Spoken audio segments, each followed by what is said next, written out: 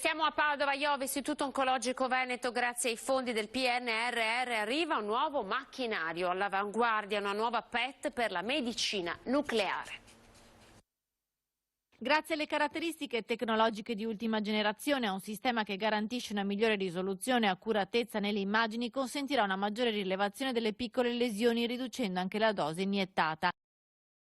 Allo IOV di Padova, nell'unità operativa di medicina nucleare, è arrivata una nuova PET-CT. La nuova strumentazione è stata acquistata con i fondi PNRR ed è costata 2.600.000 euro, di cui 2,5 milioni di euro per l'apparecchiatura e 130.000 euro di lavori edili per la sua installazione.